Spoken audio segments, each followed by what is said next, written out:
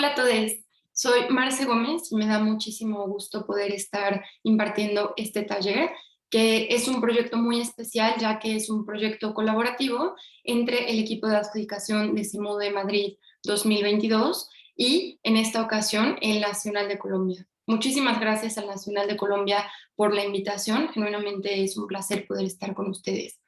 En este taller lo que vamos a hacer es hablar sobre emociones de feminismos y vamos a ver algunos consejos para abordar emociones sobre feminismos. Este no es un taller con contenido académico, es decir, teórico, en el cual vayan a aprender sobre los feminismos.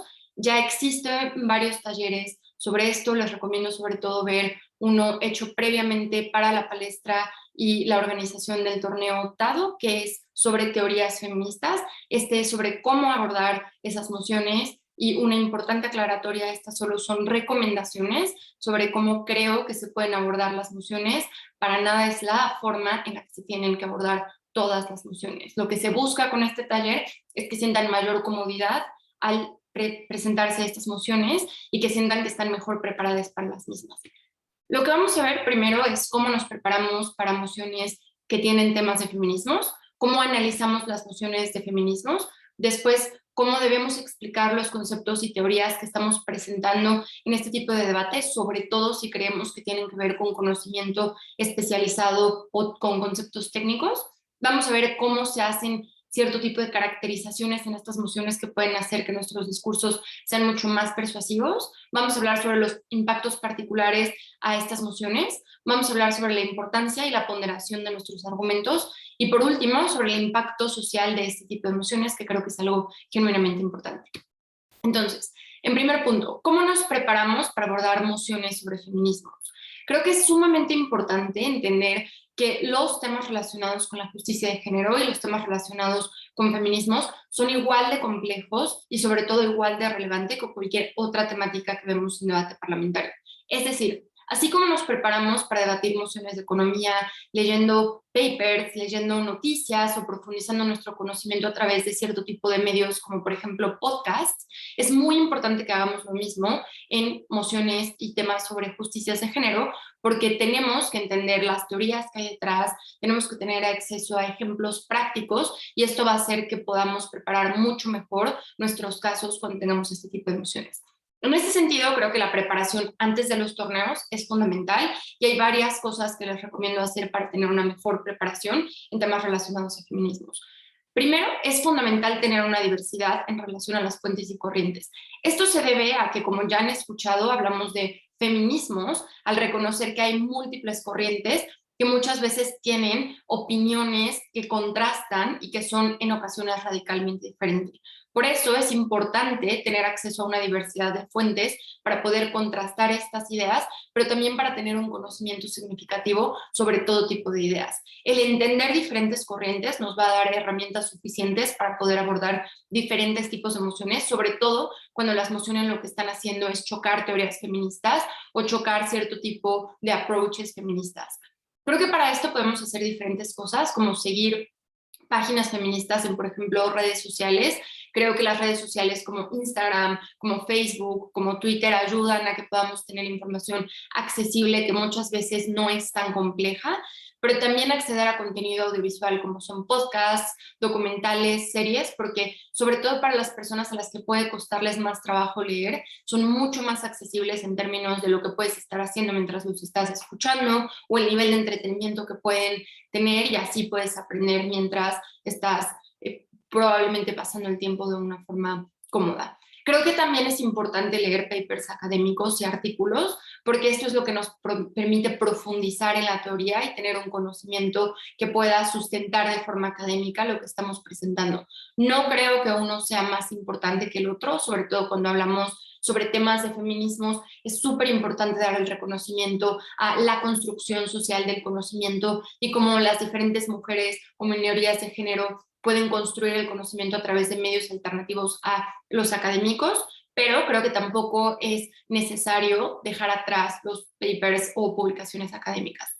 También es importante tener un entendimiento de conceptos básicos. Creo que hasta este momento las personas que han participado activamente en el circuito frecuentemente han escuchado conceptos como interseccionalidad, como techo de cristal, y todo este tipo de conceptos es importante no solo tener una noción básica sobre lo que son, sino entenderlos, porque esto permite que podamos profundizar en los mismos, pero también evita que estemos utilizando el concepto de forma equivocada, así que tener no solo un conocimiento, sino un entendimiento de los conceptos es, en mi opinión, algo fundamental para abordar nociones de género. Y por último, tener familiaridad con casos y evidencia empírica. Esto es fundamental y lo vamos a profundizar más adelante, pero esto es fundamental para poder hablar sobre impactos prácticos, para poder presentar ejemplos y para poder hacer la teoría algo mucho más tangible. Es sumamente frecuente que los debates sobre género se queden en niveles abstractos o teóricos, y el conocer cierto tipo de casos o tener cierto tipo de ejemplos tangibles y particulares hace que podamos hacer que nuestros casos sean mucho más accesibles para el panel o las personas juezas, así que es muy recomendable tener familiaridad con ciertos casos y cierto tipo de evidencia. Creo que los temas de género deben ser parte de nuestros case files. Creo que debemos estar preparados para abordar este tipo de casos. Creo que hay que dedicar suficiente tiempo para hacer investigación y para tener conocimiento profundo sobre estos tipos de temas. Y otra vez, tratar las mociones, las temáticas de género como trataríamos a cualquier otro tipo de mociones en términos de preparación y seriedad. Yendo hacia cómo abordamos las mociones, creo que es fundamental el análisis de la moción.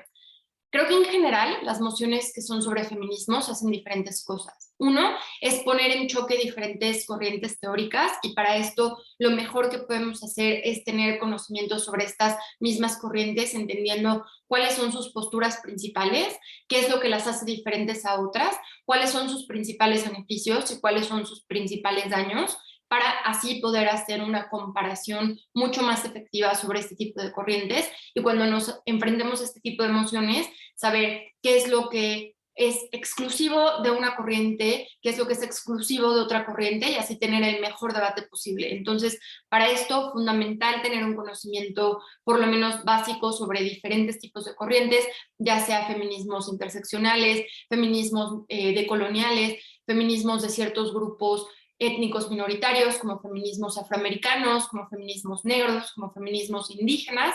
Entonces, muy importante atención a este tipo de aprendizaje. Lo segundo que hacen las mociones sobre feminismos, en mi opinión, es comparar diferentes estrategias para abordar una situación particular, entendiendo que los feminismos tienen choques o tienen pensamientos disidentes sobre cierto tipo de situaciones particulares. Muchas veces lo que sucede es una comparación de estrategias para entender qué estrategia puede ser mejor que otra. En ese sentido, entender cuáles son los beneficios y los perjuicios de diferentes tipos de estrategias feministas nos va a ayudar a abordar este tipo de situaciones, porque muchas veces lo que tenemos no es un lado de la bancada que no quiera resolver el problema, sino más bien dos formas diferentes de abordar el problema.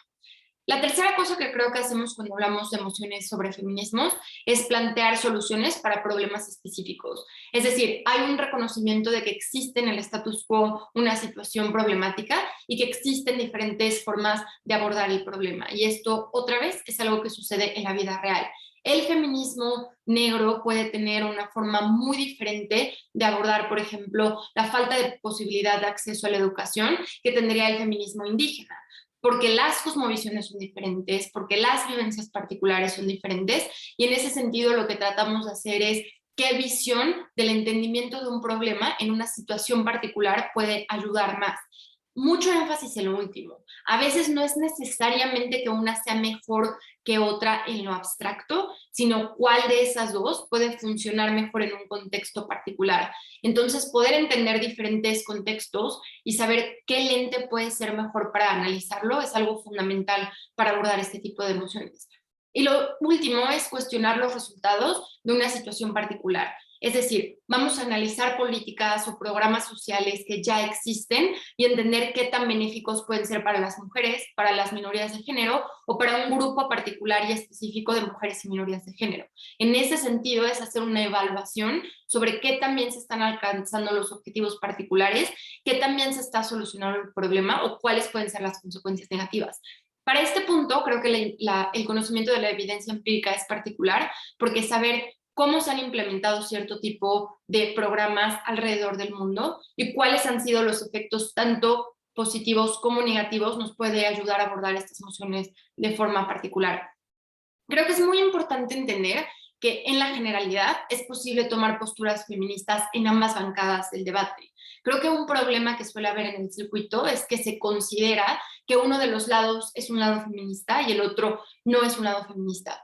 Creo que es poco probable que los equipos de adjudicación decidan que un lado se va a preocupar por temáticas de género mientras que el otro lado las va a abandonar.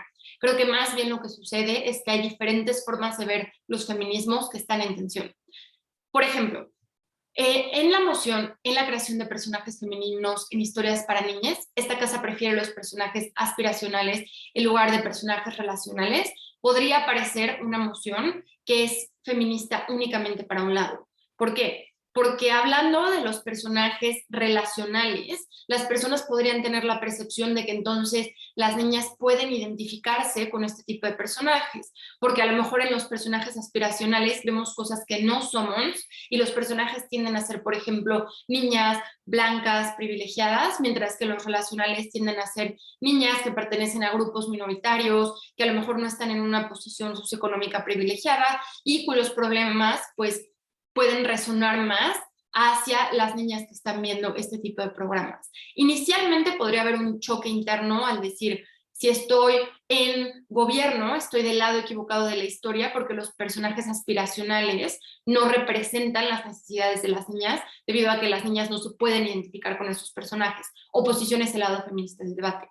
Creo que muchas veces hay que hacer un esfuerzo muy grande para poder entender cómo puedo abordar un caso de forma feminista, incluso si intuitivamente parece que no lo es. Creo que en relación a los personajes aspiracionales podemos pensar cosas como si estamos hablando de niñas, probablemente cosas con las que me pueda identificar tengan a veces cierto tipo de características que no sería tan positivo replicar. Por ejemplo, una niña puede identificarse mucho más con otra niña que sigue las reglas establecidas, que hace lo que sus padres dicen que hagan, que hace lo que socialmente se espera de ella, porque precisamente como es una niña, no ha tenido mucha aproximación con el cuestionamiento de las reglas, con el cuestionamiento del status quo. En ese sentido, un personaje aspiracional puede ser algo que no somos en este momento, pero que nos gustaría ser. Y puede ser, por ejemplo, un personaje femenino que cuestiona las reglas, que trata de explicarle a sus padres que lo que ellos quieren no es lo mejor para ella y que trata de romper con el status quo. Por ejemplo, Brave o Valiente. Creo que Valiente es precisamente un personaje con el cual muchas niñas no se podrían identificar cuando son muy pequeñas porque no hace lo que sus padres le dicen, porque no sigue las reglas y porque decide hacer las cosas a su manera. En ese sentido, es positivo que las niñas tengan un personaje aspiracional porque las invita a romper con lo que les han enseñado. Y entonces tenemos un impacto positivo del lado del gobierno que es feminista y que inicialmente pensábamos que no era feminista. Para esto creo que es importante pensar en diferentes corrientes que hay sobre los feminismos, es decir, puede ser que uno de los lados parezca más intuitivo porque tengo más familiaridad con uno de los feminismos, ¿no? En el ejemplo anterior, tal vez los personajes relacionales puedan parecer más importantes o salir antes en mi mente porque tengo más cercanía con los feminismos decoloniales que hablan sobre la importancia de la representación de las personas. Pero en el otro lado, en el lado de gobierno, también hay corrientes que puedo utilizar como corrientes súper disruptivas de los feminismos que tratan de romper el status quo, como pueden ser feminismos anarquistas. En ese sentido, tener dos conocimientos de diferentes tipos de feminismos me puede ayudar a abordar cuestiones en las que puede parecer inicialmente que solo uno de los lados del debate es feminista. Otra cosa es pensar en grupos que son marginados y que podrían ser dejados atrás o que podrían ser vulnerados. Por ejemplo, hay muchas mociones que parecen ser feministas de un lado que del otro, pero por ejemplo solo ayudan a los grupos más privilegiados de mujeres, como mujeres blancas, mujeres heterosexuales, mujeres de Occidente, etcétera, etcétera. En ese sentido, pensar en cómo ese tipo de acciones pueden afectar negativamente a las mujeres de grupos minoritarios o que son de, por ejemplo, disidencias sexuales o disidencias de género, es una estrategia muy buena para abordar este tipo de emociones. Esto tiene mucho que ver con cosas como las cuotas, que muchas veces solo benefician al grupo más privilegiado de las mujeres y no tienen un enfoque interseccional. Entonces, pensar en grupos de mujeres que son relevantes para la moción, pero que pueden ser dejadas atrás o dañadas con la medida, es una buena forma de abordar este tipo de situaciones. También pensar en las prioridades de los grupos afectados. Creo que en las mociones sobre feminismos es muy común hablar sobre las mujeres en abstracto y sobre sus intereses en abstracto. Es decir, a las mujeres les importa la igualdad de género. Fin de la historia. En este sentido, muchas veces lo que nos ayuda es pensar en diferentes intereses que pueden tener los grupos de mujeres y minorías de género y cómo estos pueden entrar en tensión. Como tal vez sí, efectivamente, del lado del gobierno puede haber mucho más acceso a la educación, pero puede ser que ese acceso a la educación se esté viendo afectado porque no se está respetando la libertad de decisión de las personas. En ese sentido, podemos hacer un análisis sobre qué puede ser más importante en términos de las mujeres que son sistemáticamente presionadas a hacer cosas que no necesariamente quieren hacer, deberían tener la libertad de elegir. Creo que también hablar sobre los intereses particulares de las personas, sobre todo particulares a la moción, es algo que nos puede ayudar a romper con la noción de que solo hay un lado feminista en la moción. Estos son algunos consejos generales para abordar este tipo de situaciones. Creo que para mí lo principal es cuando en una moción, dentro del tiempo de preparación, sientan que hay un lado que no es feminista y que ustedes se ven forzados a abordar una postura que no quieren, primero traten de ver si hay una forma de voltear el debate para sacar alguna corriente o algún posicionamiento que también sea feminista y que no les haga hablar sobre cosas que podrían hacerles sentir incómodos. Otra vez, creo que es muy raro que un equipo de adjudicación quiera que un equipo o una bancada tome un posicionamiento abiertamente antifeminista. Entonces, en la mayoría de ocasiones existe la posibilidad de darle la vuelta a estas situaciones. Estar preparados en términos de conocimiento nos ayuda a abordar de mejor situación este tipo de escenarios. Vamos ahora para la siguiente parte del taller, a hacer una especie de salto entre explicaciones teóricas y ejemplos prácticos. Lo que voy a hacer es presentar la moción de género que tuvimos en SEMUDE Ecuador 2020 para poder tangibilizar cierto tipo de explicaciones que voy a presentar. La moción de SEMUDE tenía un infoslide que decía: uno de los principales mecanismos que utilizan los programas sociales y políticas públicas son las transferencias condicionadas.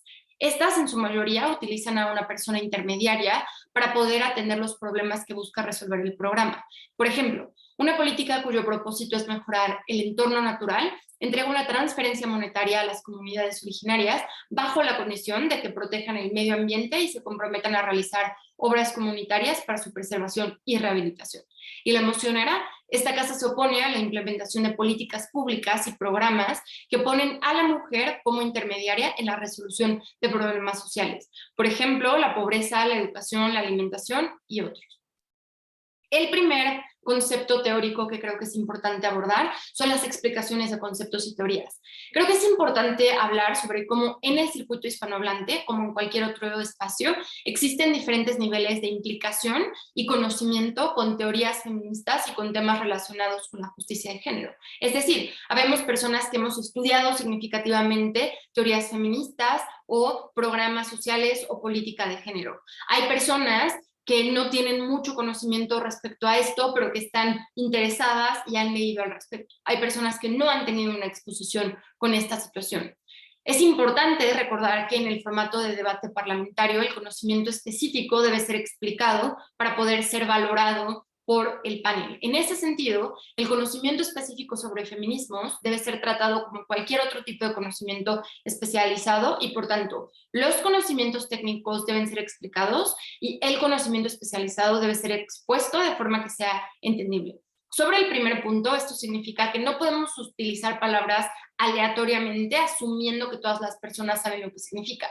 En vez de decir, esto es importante para la interseccionalidad, podemos decir, esto es importante para la interseccionalidad, que implica considerar una diversidad de elementos que conforman la identidad de las personas. Es algo que no toma un tiempo significativo, pero que para personas que conforman el debate, ya sea debatientes o miembros del panel, sí puede hacer una diferencia significativa en relación a qué tanto pueden valorar un argumento o una refutación. En ese sentido, cuando usamos conocimientos técnicos, es súper importante hacerlos accesibles para las personas.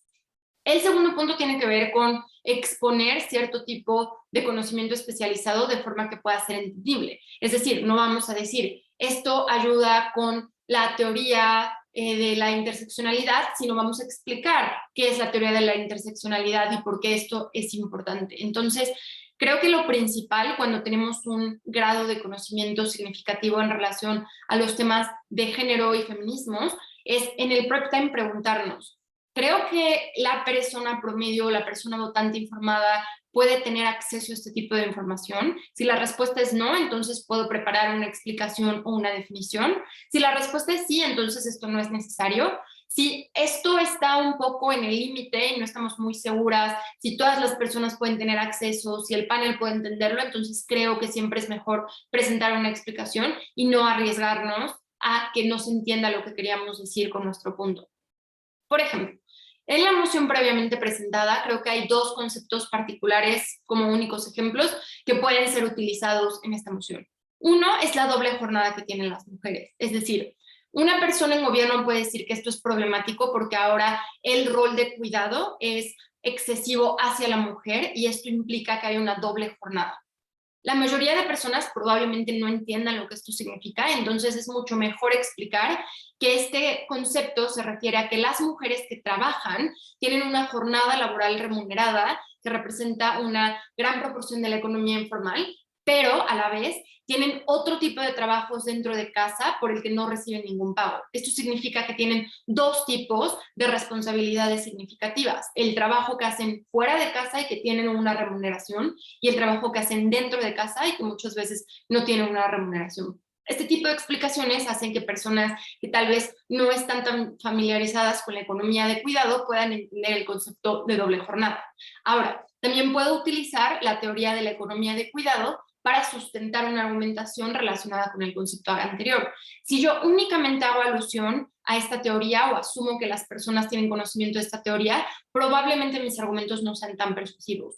Lo que debería hacer es entonces explicar que la economía de cuidado es una teoría y una práctica que estudia cómo hay un sector de la economía que es responsable de proveer cuidado y servicios que contribuyen a la cuidanza, a la crianza de poblaciones actuales y futuras, y que involucran el cuidado de niñez, el cuidado de adultos mayores, la educación, la salud, los servicios personales, los servicios sociales y los servicios domésticos, que a veces son económicamente remuneradas y a veces no. En ese sentido, este tipo de argumentación puede ser mucho más efectiva y mucho más persuasiva si yo no asumo que todas las personas en el debate conocen sobre la teoría de la economía de cuidado y sus implicaciones, sino que explico cuál es esta teoría y cuáles son sus implicaciones. Entonces, muy importante recordar, cuando tenemos conocimiento especializado, hacer muy enfática la explicación de los conceptos y también de las teorías para que puedan tener crédito en el debate. Lo siguiente tiene que ver con las caracterizaciones. Es muy común en el circuito ver que las caracterizaciones sobre mujeres, sobre grupos de género minoritarios, se limitan a decir que existe una desigualdad estructural, que existe una falta de oportunidades, que existe una falta de acceso a recursos y explicaciones generales similares. No quiero decir que este tipo de caracterizaciones no sean buenas. Lo que quiero decir con esto es que este es un buen primer paso por el cual iniciar, pero normalmente las nociones sobre feminismos van a requerir una caracterización más profunda. Es decir, lo que vamos a tener que hacer es ir un paso más allá en relación a las caracterizaciones, profundizando en la particular situación de los grupos en cuestión. Es decir, no vamos a hablar sobre las desigualdades estructurales de las mujeres, vamos a hablar sobre las desigualdades específicas que sufren las mujeres migrantes en un país desarrollado. No vamos a hablar sobre la desigualdad general, sino vamos a hablar sobre la desigualdad laboral que sufren las mujeres en los espacios, por ejemplo, tecnológicos. En ese sentido, vamos a profundizar en qué pasa en este espacio particular, cuáles son las vulneraciones que se dan en este espacio particular, por qué son importantes, y esto nos va a alejar de la abstracción y no solo va a hacer que el panel entienda mucho mejor nuestro caso, sino también va a hacer que podamos tener implicaciones mucho más e impactos mucho más grandes en un debate.